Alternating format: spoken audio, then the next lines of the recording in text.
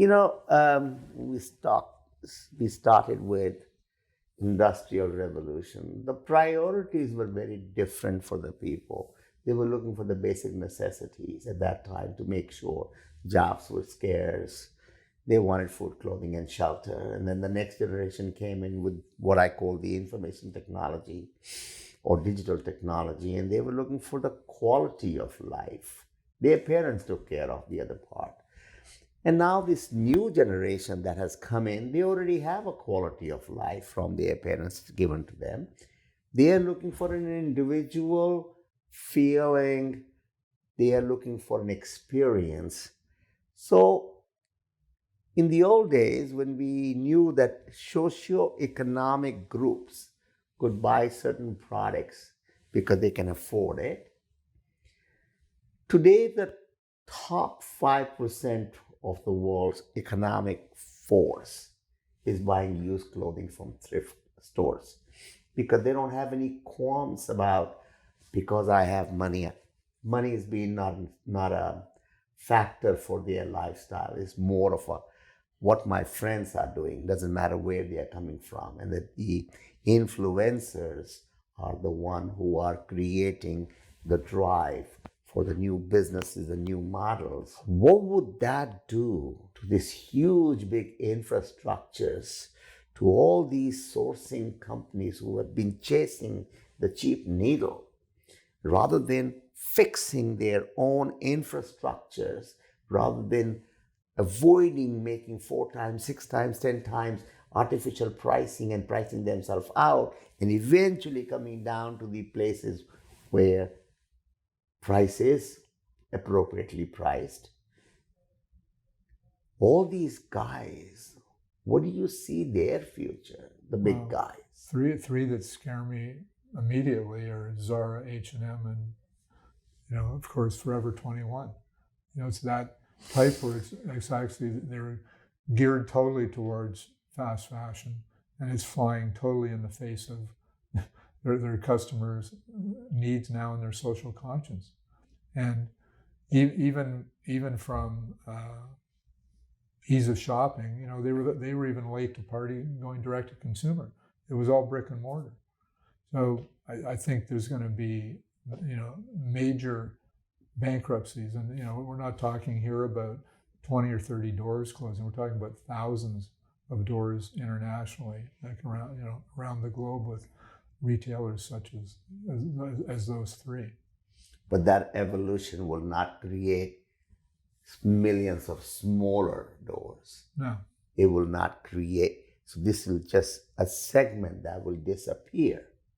If that segment disappears, what happens to all the supply chain, the thousands of people involved? And there are so many industries in that. Well, I think it was kind of like watching the shifts, which you watch closer than I did, when things went from Asia to Caribbean basin, South America, and then they went back again. It's like following cheap labor. This one now is following a conscience, and as long as the conscience is that strong, it's going to be a very powerful force.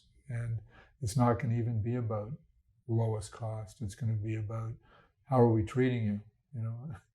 Who made my clothes? Yeah, under what conditions? And there's always been that, but now it's becoming a real force. And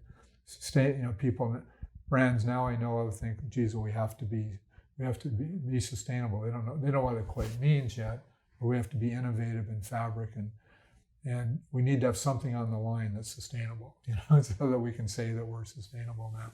And it's coming so quickly that the innovation, I think the one thing it's going to drive is innovation. Mm-hmm. So that's I think the good part of this. And in terms of shifting, there'll be a shift to innovation, and particularly in fabric. Products, functionality, all that is great. But doesn't that conflict with the expectation of that 2-hour delivery in the fashion business because I don't have the inventory? Do you think today's consumer is ready to wait for 5 or 7 days to get what they really want at the right price that fits perfectly, rather than just get something because it's a free shipping or free return? Yes. Even the free returns doesn't motivate certain people because they still have to do something about it. Yes. And I think that what's happening is all these brands are like jumping on, and they followed the wave, and they were just like the herd mentality, and they felt this is what we need to do, this is what the expectation is. But I think now that consumer, when they know, what the implication is of getting that 2-hour delivery, is they're going to go, you know what, I can wait. I might even wait 3 days. I might even wait a week for that.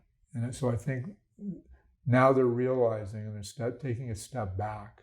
And everyone's like just jumping, getting off the, the fast train and getting on maybe the medium train for now, and just going, let's just test this out. But I really believe now that when Greta goes to Davos and makes a speech, people are listening.